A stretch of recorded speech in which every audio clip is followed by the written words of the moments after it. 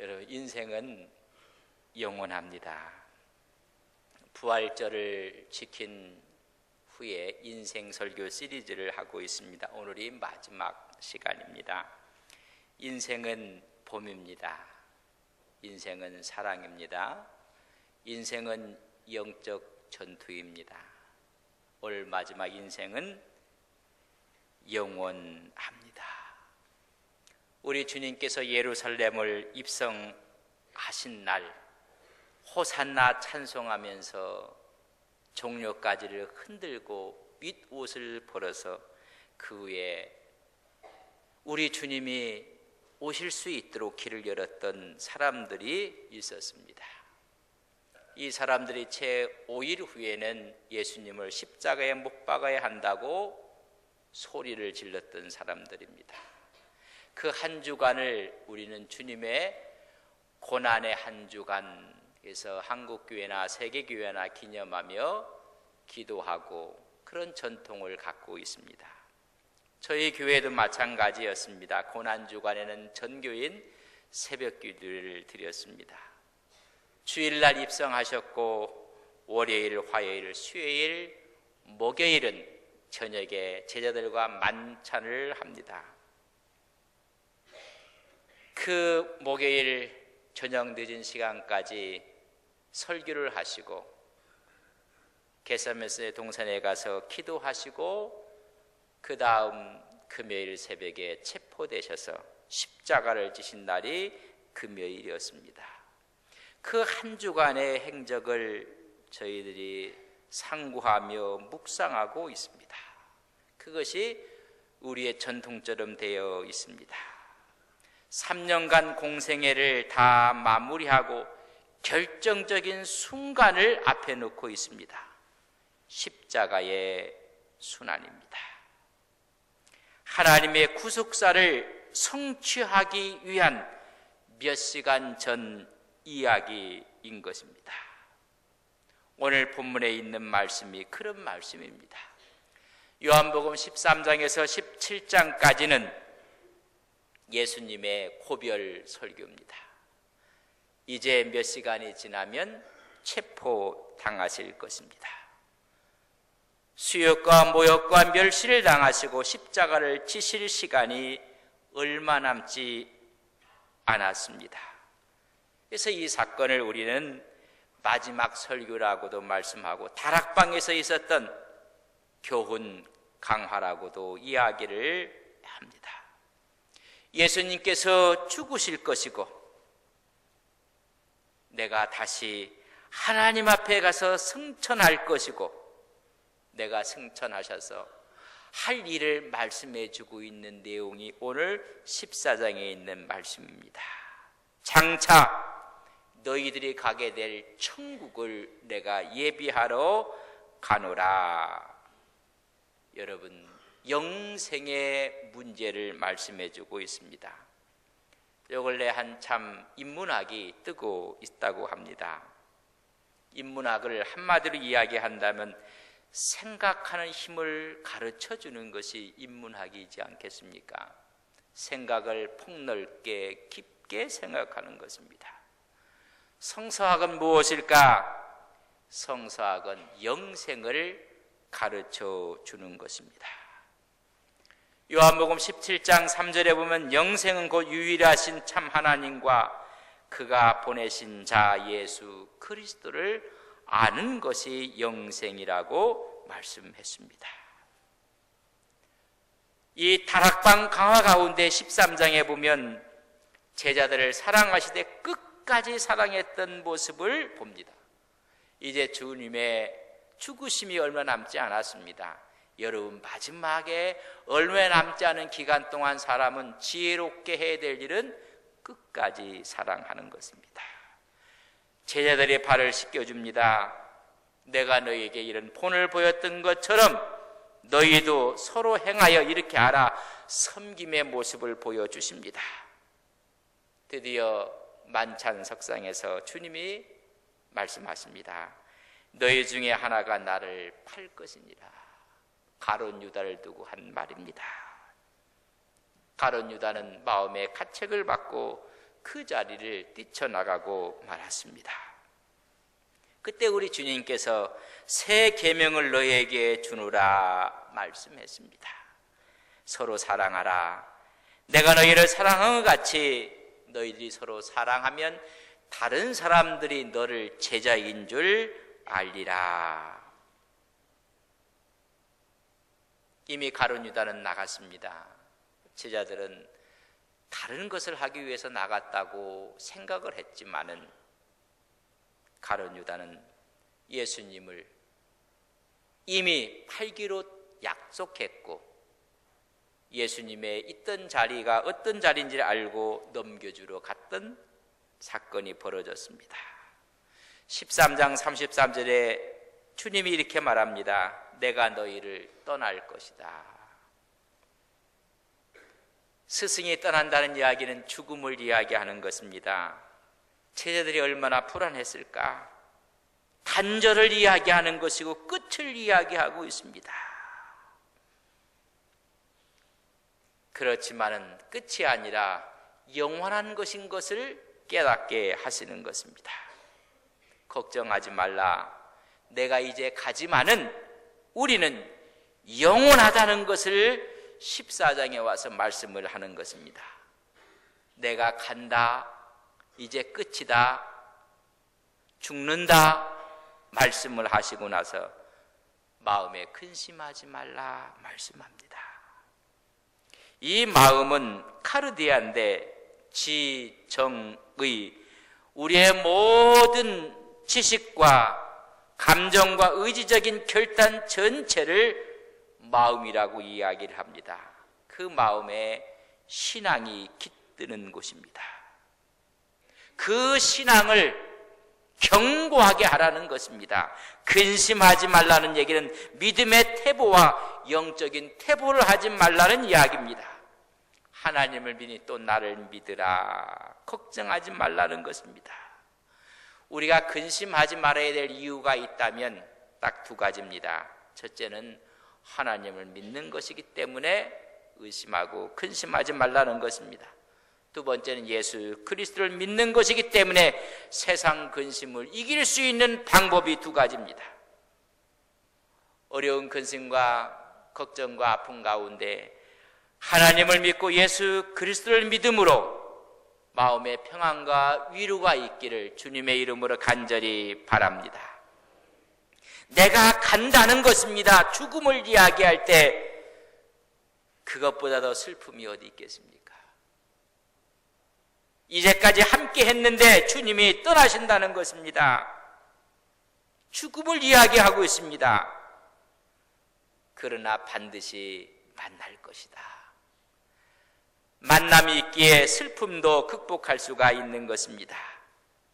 왜냐하면 2절에 보면 내 아버지 집에 거할 곳이 많기 때문이다.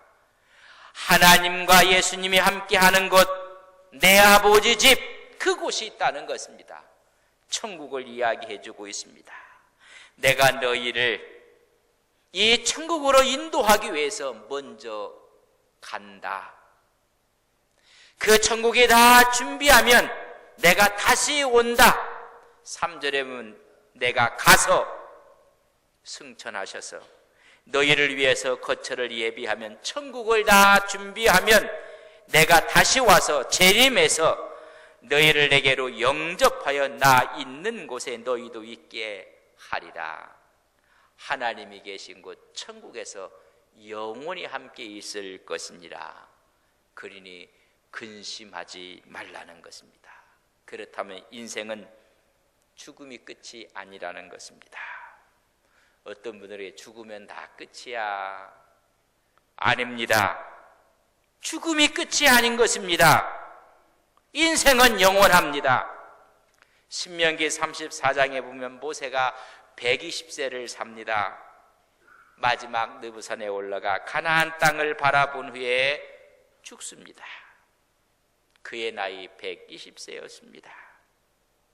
열왕기하 2장에 보면 엘리야가 이 세상을 떠납니다. 모세는 죽어서 땅에 묻혔고 엘리야는 해오리 바람을 타고 하늘로 올라갔습니다. 하늘로 올라갔든 땅에 묻혔든 이 세상에 없는 것입니다. 다 끝난 것입니다.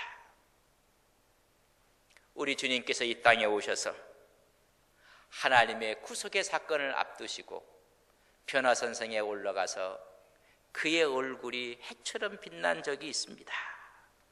마태복음 7장 1절에서 8절, 마가복음 9장 2절에서 13절, 누가복음 9장 28절에서 36절에 보면 주님께서 순환을 앞두고 그의 몸이 환하게 해처럼 빛났던 사건이 있습니다.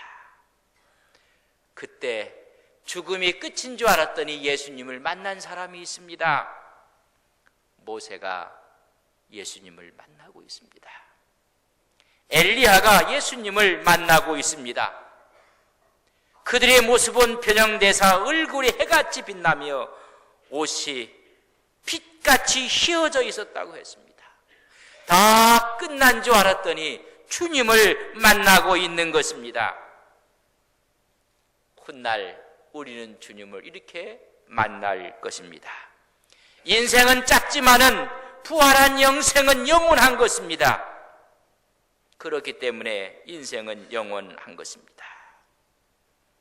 죽음이 끝이 아닌 것을 성서는 이렇게 증언하고 있습니다. 사복음서에 딱 한 번 기록한 사건이 있습니다. 누가복음 17장 19절 이하의 사건입니다. 부자가 있었습니다. 한 부자라고. 그 부자는 자색 옷을 입고 고운 베옷을 입고 날마다 호화롭게 잔치하며 즐기는 인생이 있었습니다.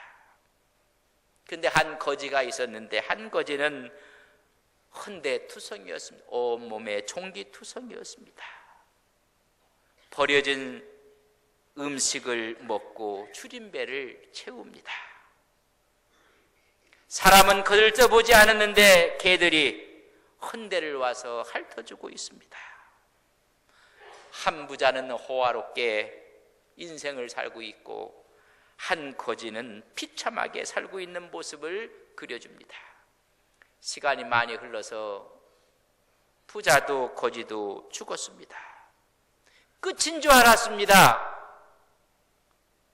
그런데 거지는 아브라함의 품에 안겨서 오히려 위로를 받고 있고 있는 모습을 봅니다. 부자는 음부에 빠져서 고통 가운데 있는 것을 봅니다. 괴로움 가운데 있습니다. 이 부자의 이름은 누군지 기록하지 않았습니다. 그러나 이 한 거지의 이름은 나사로라고 기록을 하고 있습니다. 죽음이 끝이 아니었는데 아브라함 품에 있는 거지의 그 모습은 천국의 모형이요, 한 부자는 음부의 고통 중에 있는 지옥의 모형을 보여주고 있습니다. 끝인 줄 알았더니 천국이 있고 지옥이 있는 것입니다. 이 사실을 너무 실감나게 그렸던 단테의 신곡이 있습니다. 1265년 이탈리아 피렌체에서 태어났던 단테입니다. 여러분, 문학의 거장이라고 합니다. 사람의 운명이라는 것은 영원하다는 것을 그려주고 있습니다. 그리스도적 시각을 갖고 지옥을, 연옥을, 천국을 여행하면서 묘사한 것이 단테의 신곡입니다. 대서사시입니다. 여러분, 인생의 생명이 영원하다는 것입니다. 지옥편에 보면 여러분, 있어서는 안 될 사람들이 그 지옥편에 있는 것을 보게 됩니다. 무하마드가, 그의 사위 알리가 기독교를 분열한 죄로 지옥에 가 있습니다. 그 신곡에서 그려주는 사람들은 1000명 정도의 인물들이 나오는데 지옥에는 타락한 성직자들이 있습니다. 그것을 그려주고 있습니다. 지옥은 모든 희망을 버려라 들어오면 그들에게 희망이 없음을 말해주고 있습니다. 지옥은 9층으로 그려주고 있습니다. 단테가 베르길루스의 인도를 받고 지옥 여행을 합니다. 그 9층을 표현하는데 1층에는 죄 짓지 않는 어린아이들이 죽어 있어 오는 곳이었고 현인들이 있는 1층이었습니다. 그러나 하나님을 볼 수 없는 것입니다. 고대 그리스 로마 철학자들이 전부 다 그곳에 있는 것을 보게 됩니다. 아리스토텔레스가 있고 플라톤이 있고 소크라테스가 있고 디오게네스가 있고, 지옥의 제2층에는 세격지옥이고 3층에는 포식지옥이 있었습니다. 시도 때도 없이 물고 뜯는 모습을 보여줍니다. 거기에 교황이었던 보니파시오 8세가 그 지옥에 있습니다. 4층을 갔더니 탐욕지옥입니다. 재물로 죄지은 자들이 그곳에 다 있는 것입니다. 금수저로 태어나서 갑질한 인생들이 다 그곳에 있는 것입니다. 봤더니 거기에 성직자도 있었습니다.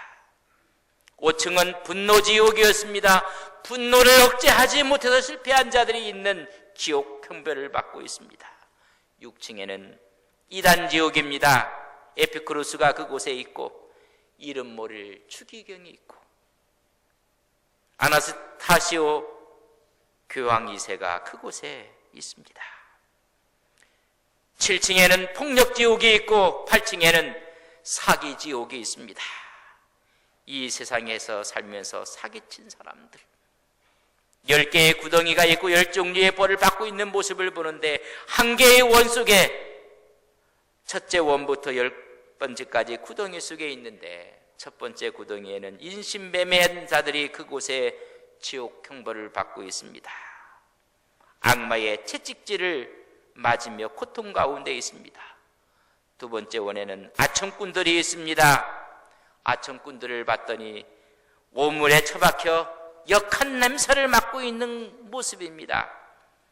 세 번째 원에는 성직 매매자들이 있습니다. 거꾸로 처박혀 있고 발에는 불이 붙어 있습니다.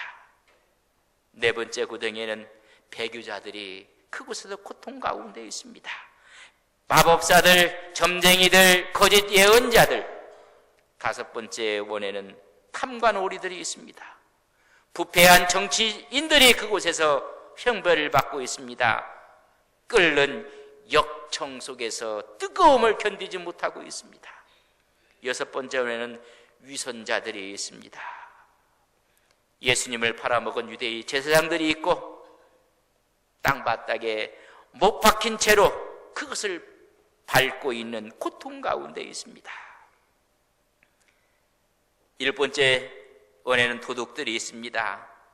뱀, 도매뱀들이 그들을 물고 그리고 그들이 뱀처럼 변했다가 사람이 됐다가 여덟 번째 원에는 사기와 기만한 죄를 지은 사람들이 있습니다. 화염에 휩싸여서 고통 가운데 있습니다. 아홉 번째 원에는 분열을 조장한 자들, 그들은 악마에 의해서 계속 쓸려지고 있습니다. 쓸려지면 또 재상되고 쓸려지면 또 재상되고 반복하고 있습니다. 열 번째 원에는 위주범들이 그곳에도 고통 가운데 있는 것입니다.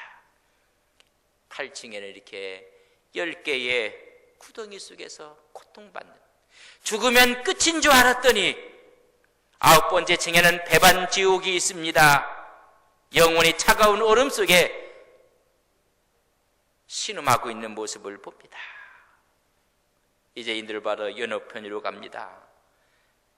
연옥편에는 제1층에는 교만죄가, 2층에는 질투죄가, 3층에는 분노죄가, 4층에는 나태죄가, 5층에는 탐욕죄가, 6층에는 탐식죄가, 7층에는 세욕죄가 있는 사람이 고통 가운데 있습니다. 이제 베트리체의 인도로 천국을 보게 됩니다. 하나님의 영역입니다. 죽으면 끝인 줄 알았더니 성서는 말하기를 심판이 있다고 했습니다. 죽은 이의 요한복음 5장 29절에 보면 선한 일을 행한 자는 생명의 부활로, 악한 일을 행한 자는 심판의 부활로 나오리라. 고린도후서 5장 10절에 보면 우리가 다 반드시 그리스도의 심판대 앞에 나타나게 되어 각각 선악간에 그 몸으로 행한 것에 따라 받으려 함이라. 여러분, 하나님께서 마지막 심판하신다는 것입니다. 요한계시록 20장 13절 이하에 보면 각 사람이 자기의 행인대로 심판을 받고, 죽음이 끝인 줄 알았더니 끝이 아니라는 것입니다. 그렇기 때문에 인생은 영원한 것입니다. 우리는 영생의 부활이 있고 심판의 부활이 있음을 말해주고 있는 것입니다. 이 사실을 실감나게 그려주고 있는 성경이 있습니다. 데살로니가전서 4장 13절과 18절에 보면 주께서 강림하실 때 내가 가서 천국을 다 예비하면 다시 온다고 했던 그때, 주님께서 강림하실 때 호령과 천사장의 소리와 하나님의 나팔 소리로 주님 강림하실 때 그리스도 안에서 죽은 자들, 신앙과 믿음을 지켰던 자들은 부활하여 공중에서 주를 만날 것이고, 살아있는 사람 믿음을 지키는 자들은 구름 속으로 들림을 받는다는 최고의 사건, 휴고 사건이 있습니다. 주님이 재림하실 때 죽었던 자들이 부활체로, 살아있는 사람들은 편화체로 구름 속에 끌어올려 공중에서 주를 영접할 것입니다.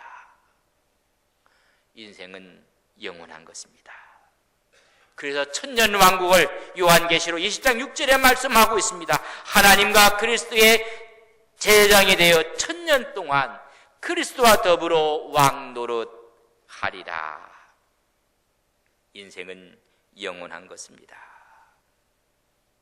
그러면 이 영원한 생명을 가진 자들은 영생의 부활로 하나님의 생명을 가져야 됩니다.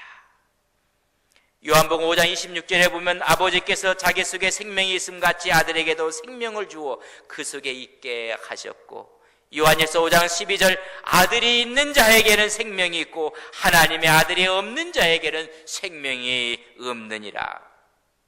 그 생명이 있는 자는 영접하는 자, 그 그림을 믿는 자들에게는 하나님의 자녀가 되는 권세를 주셨으니 하나님의 자녀가 됐다는 것입니다. 하나님의 DNA를, 하나님의 생명을 가졌기 때문에 우리는 영원하다는 것입니다. 부활에 참여할 것이고 하나님의 DNA를 가졌기 때문에 인생이 죽음이 끝이 아니라는 것입니다. 이 시대에 많은 사람들이 DNA 검사를 많이 합니다. 친자 소송을 하게 되었을 때 DNA 검사도 하고, 그런데 최근에는 DNA 검사를 통해서 내가 어느 인종인가, 어느 족속인가, 어느 민족인가를 여러분 알고 싶어서 DNA 검사를 한다고 합니다. 아데닌, 티민, 구아닌, 시토신 4가지 염기가 어떻게 연결되어 있는가 배열에 따라서 거기에 전부 다 유전자 정보가 다 거기에 저장되어 있다는 염기설입니다. 이것이 이제는 완성돼서 휴면지능 프로젝트를 통해서 2003년도에 완성이 돼서 염기설을 따라서 DNA 정보가 다 거기에 있는 것을 알게 되었습니다. 파악하는데 10년이 걸렸다고 했고 30억 불이 들었다고 합니다. 그 결과로 오늘날 이제는 한 100불만 주면, 아니 70불만 내면 DNA 검사를 하게끔 되어 있습니다. 특별히 미국 사회에는 다양한 인종들이 함께 살고 있습니다. 그래서 멜팅 팟이라고 합니다. 하나가 다 녹아져서 어떤 분은 이것을 샐러드 볼이라고 합니다. 볼 속에 다 하나가 어울려서는 인종이 다 틀립니다. 그러나 내 조상이 어디 뿌린가를 뿌리 찾기를 한다는 것입니다. DNA 샘플을 보내서 이것을 검사하면 이 사람이 어디 인종인 걸 알 수가 있습니다. 이런 DNA를 검사해 주는 업체가 35개나 있다고 합니다. 어떤 영국 남성이 아주 멋지게 생겼는데 자기 조상 찾기에 여러분 신청을 했습니다. 그리고 이렇게 물어봤습니다. 가장 싫어하는 나라가 어디입니까? 좋아할 수 없는 나라가 어디입니까? 그 사람이 말은 독일이라고 했습니다. 최악을 보내서 DNA 검사를 해서 결과가 왔습니다. 깜짝 놀랐습니다. 그렇게 싫어했던 독일이라고 했는데 자기 DNA 싹에는 독일인이 5%가 들어있는 것입니다. 그리고 영국인은 30%였습니다. 쿠르드족이었던 여성이 출신이 이 검사를 하면서 가장 싫어하는 민족이 어디고 인종이 어디냐고 물어볼 때 자기는 터키 사람이라고 했습니다. 그리고 말을 또 덧붙였습니다. 터키 사람이 아니라 터키 정부가 싫다. 터키인이 싫다는 것입니다. DNA 검사를 했더니 자기가 터키인이었습니다. 한국 기자가 그렇다면 나도 이 조사를 한번 발표하기 위해서 기자가 자기 최악을 보내서 검사를 받았습니다. 여러분, 어느 나라 사람이 제일 밉습니까? 대답하지 마십시오. 너무 가까운 나라에 있기 때문에. 검사를 했더니 한국인이라고 나온 게 프로테인 90.3%, 그 중에 8.8%가 일본인, 중국인이 0.6%, 동아시아인이 0.3%, 아메리칸 인디언이 0.1%. 여러분, 아메리칸 인디언들이 우리와 같은 DNA가 있다는 것이 이렇게 증명이 되는 것입니다. 속일 수가 없습니다. 예수님을 영접하는 자에게는 하나님의 자녀가 되는 권세를 주셨고 하나님의 DNA를 주신다는 것입니다. 그런 자들에게는 영원한 영생이, 부활의 영생이 있음을 말씀해 주고 있는 것입니다. 하나님을 영접하는 자에게는 영적인 하나님의 DNA가 우리 속에 임해 하나님의 자녀가 된다는 것입니다. 주님 재림하실 때 우리는 주님의 아들과 딸로, 자녀로 영원한 천국으로 함께해서 천년왕국의 왕노릇할 사람들인 것을 우리는 믿습니다. 우리는 인생은 영원한 것입니다. 하나님의 DNA를 갖고 하나님의 영광스러운 믿음을 갖고 사시고 승리하시기를 주님의 이름으로 간절히 축원합니다. 다 일어서시겠습니다. 우리가 하나님의 DNA를 갖고 있었다고 했는데 그런 하나님의 모습이 우리에게 있다는 이야기입니다. 옆 사람에게 인사합시다. 하나님의 모습이 같습니다. 그런 마음으로 기도합시다. 하나님, 우리가 하나님의 모습을 가졌고 하나님의 DNA를 가졌고 하나님의 영원한 생명을 가졌는데 우리 생이 이 땅에 있는 것이 전부인 것처럼 살았던 어리석음을 용서해달라고 기도하고, 영접하는 자, 그 일을 믿는 자들에게는 하나님의 자녀가 되는 권세를 주셨다고 했는데 하나님의 DNA, 하나님의 자녀가 되었습니다. 하나님의 자녀로 살게 하옵소서. 이 땅 아무리 어렵고 힘들어도 너는 마음에 근심하지 말라. 하나님을 믿, 나를 믿으라. 말씀한 것처럼 내가 가서 너희를 위해서 영원한 영생을 준비한 다음에 다시 와 말씀하신 것처럼 우리는 영원한 영생의 생명을 갖고 있습니다. 하나님, 이 생명 갖고 승리하게 하옵소서. 함께 기도합니다. 하나님, 주의 성령의 역사가 있게 해주시고 은혜의 역사가 있게 해주시고 영원한 생명 가운데 살아가는 거룩한 종들 되게 하옵소서. 하나님, 우리에게는 영원한 생명이 있습니다. 내 인생은 영원합니다. 영혼을 준비하며 살아가는 거룩한 종들, 믿음의 종들 되게 해주시고 주의 축복하심 임하게 하옵소서. 하나님 함께 하옵소서. 아버지께서 자기 속에 생명이 있음 같이 아들에게도 생명을 주어 그 속에 있게 하셨고, 아들이 있는 자에게는 생명이 있고 하나님의 아들이 없는 자에게는 생명이 없느니라.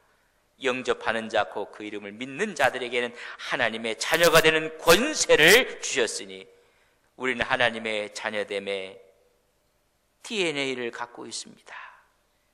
마지막 주님 재림하실 때 우리는 영원한 생명 가운데 천국의 삶이 임할 것을 믿습니다. 그러나 이 생명이 없는 사람은 영원한 형벌 가운데, 지옥 불목 가운데 있을 것을 믿습니다. 하나님의 생명이 있습니다. 하나님의 생명은 영원합니다. 영원한 생명이 우리 안에 있음을 감사합니다. 하나님의 자녀로 힘있게 이 세상을 살게 하옵소서. 예수님의 이름으로 기도 올리옵나이다. 아멘.